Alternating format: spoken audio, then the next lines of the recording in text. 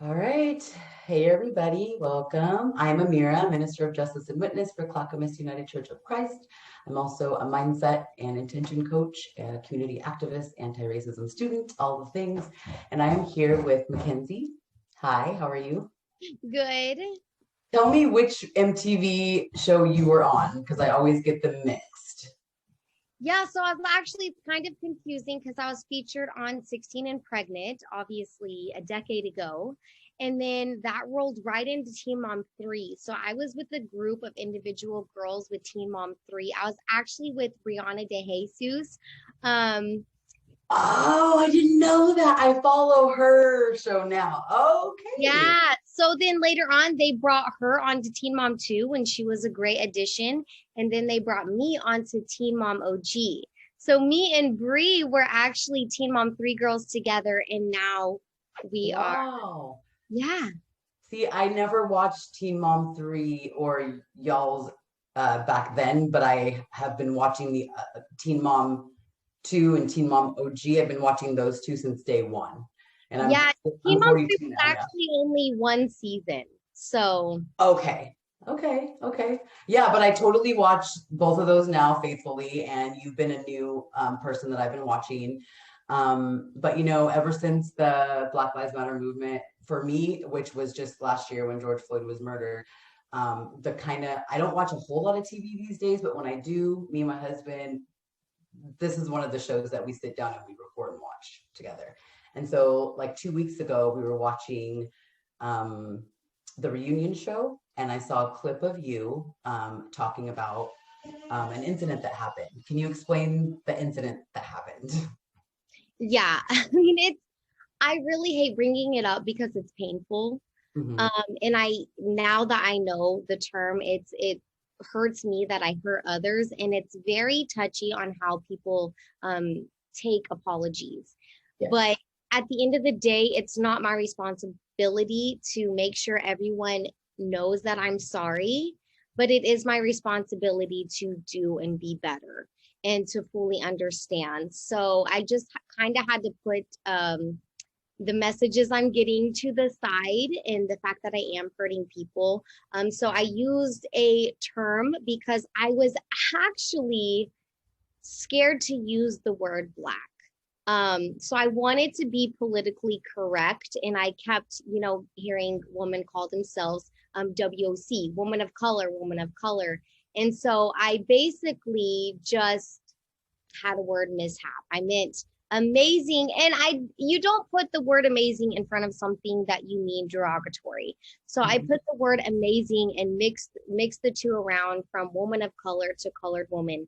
And when I first got called out, I'm like, no, like this is what I meant. It's not that big of a deal. And then when it blew up the next day, I was like, oh crap, that word is very, very hurtful. And so I just opened up my mind, and a lot of people, like I mentioned, when you messaged me, you obviously were disappointed in the word that I used, but you left room for growth, Mm-hmm.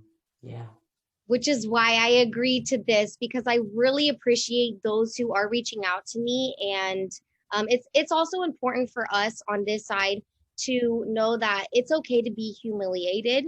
And if my humiliation can help people want to do more research and want to grow themselves, then Mm-hmm. something. Yeah. And I've seen other reality shows, in the last year that have slipped up and said something in their past, and they've done the work and they go on these interviews and they're regurgitating what they think that people want to hear. And I'm like, oh my gosh, okay, whatever.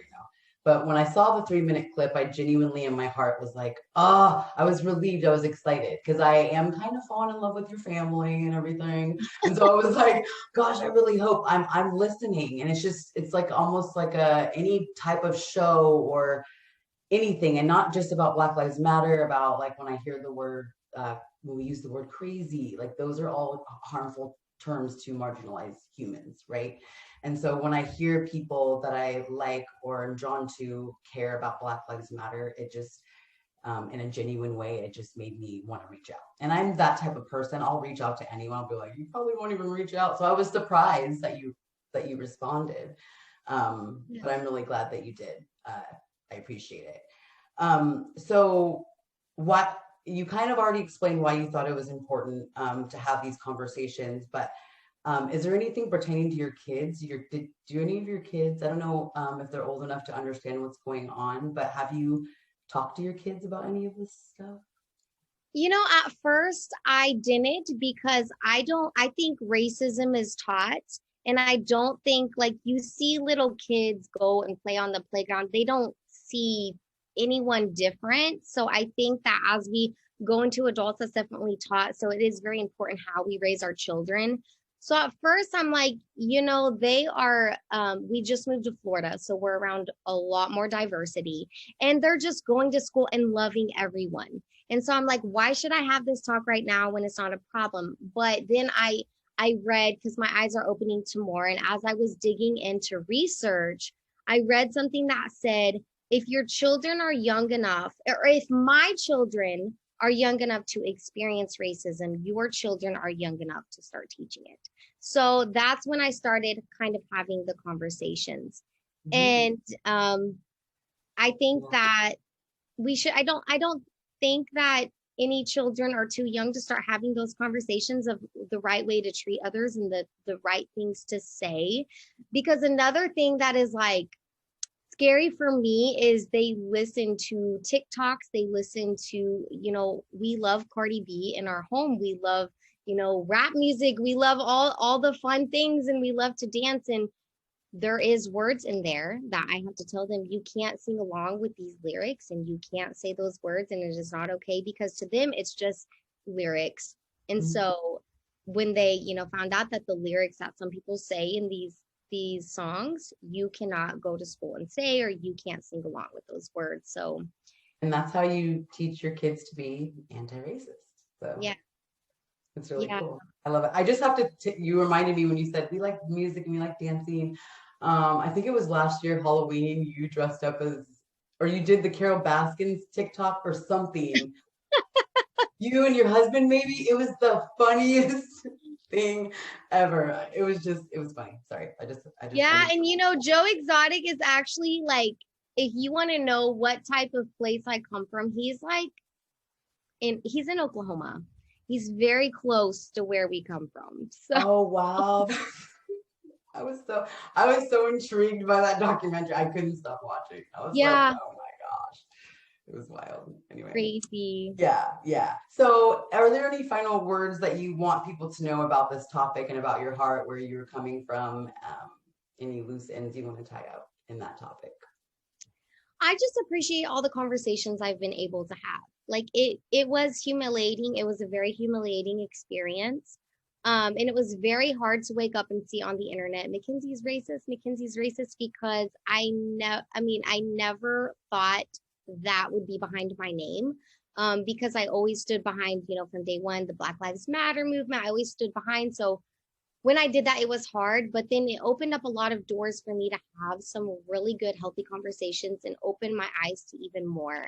So I think if more people can just want to do their own research and want to learn more and want to do better, um, I think one mistake the world is making was we were heading towards trying to whitewash the history, trying to kind of wash it away and move forward. And I don't think that was the way we needed to move forward. I actually think we need to expose that history and learn all about that history and what white men came and did.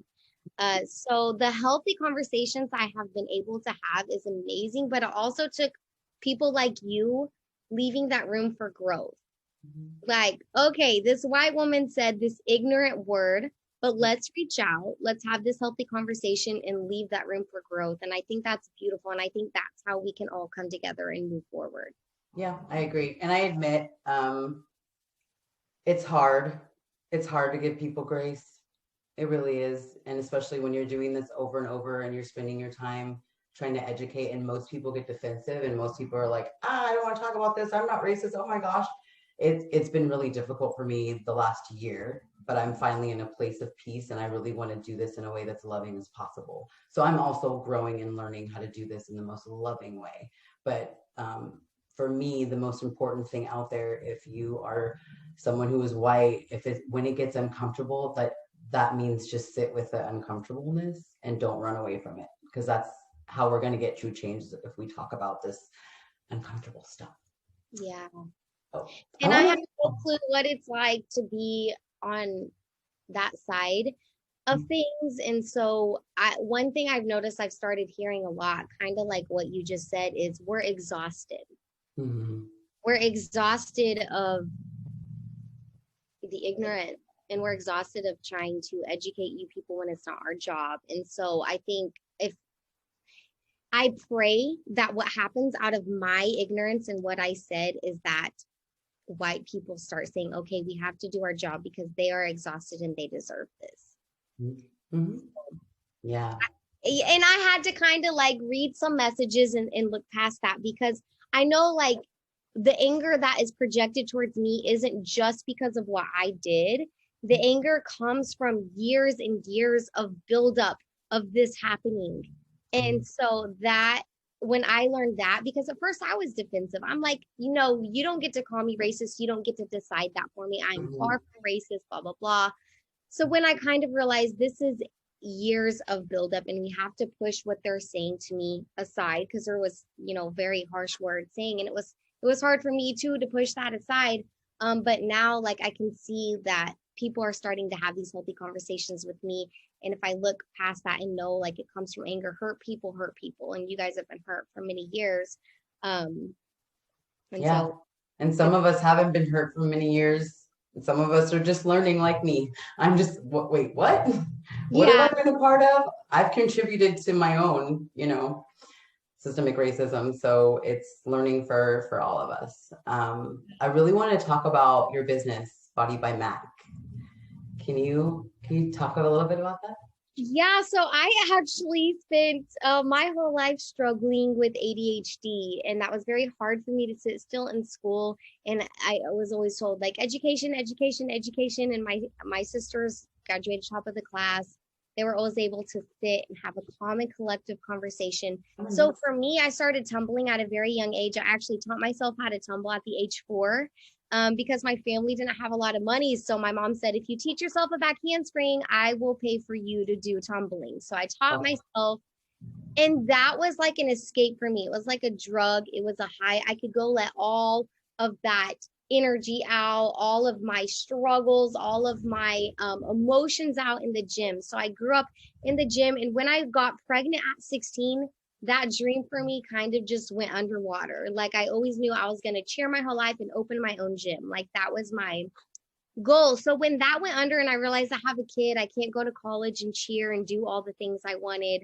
It was a long time coming. I got depressed. I kind of like lost hope in my future and where I was going. And I knew like going to college would be really hard. So I did go to college for business. And it was hard. It was hard to sit still. And me and my husband were actually separated at this time. I had 3 kids. I was dealing with postpartum depression. And one day I woke up and I'm like, okay, what's in front of me and what can I do with it? And sitting in front of me, I thought I was going to become a photographer. So I had a camera, a really nice camera. And then I learned to crochet. So I had used that money to buy a laptop to run my crochet business. But crocheting wasn't where I was happy. I went to cosmetology school. I hated working in the salon. It just wasn't where I belonged. So I'm like, I'm going to film myself doing a workout video. My whole family, I come from a background of fitness. I was very educated in health, living with type 1 diabetes. So I just started recording myself doing workouts and I sold it. And that month was kind of like a month of like hope. Like for the first time, I wasn't scrounging to just afford ramen noodles at the end of the month. I was 4 months behind in rent. I was able to catch up, and I launched it 4 years ago today. And so I've spent every day since running the business. And it has been like, it was like my drug and my high was back at me, because when I'm working out, it's like all the depression and anxiety is gone. So to me, it is a drug. It's a way I feel my spirits. And so I love that I get to wake up and do what I love every day. That's why I appreciate what you do, because I know like all the energy that goes behind it. Yeah, for sure. So do you do online classes or in person? It's basically all online. Okay. Yeah. I Cool. do in person too here in Florida, which I moved to Florida to be around more diversity and a different atmosphere and also to grow my career. So I do in-person classes, but mostly people know me for being online. Okay. And how can people reach you?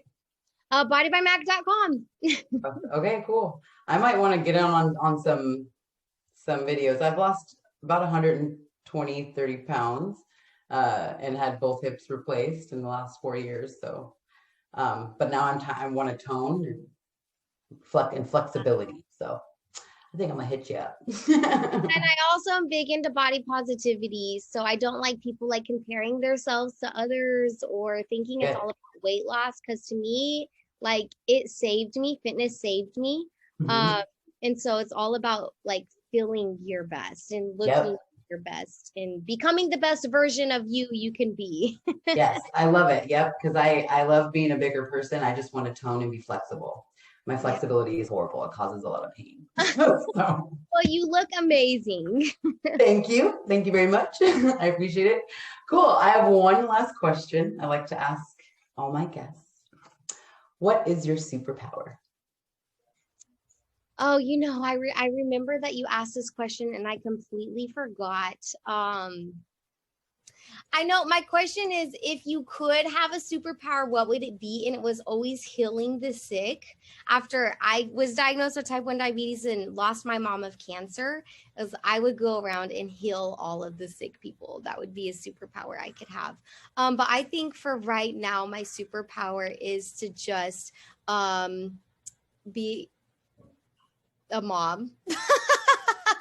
I created humans and now I my job is to keep them alive and happy every single day. So that's my superpower right now. Yes, amazing. You're good. You're a good mom. I love the way you talk to your kids. You talk to them at their level, but you talk to them real, and it's like really awesome. So I cool. try. I So appreciate I appreciate your time, and hopefully we can stay in touch. absolutely. And thank you for having these conversations with people. And I think it's people like you who are going to just change the world because you're out doing the thing. You are doing it. So Appreciate it. cool. Yes.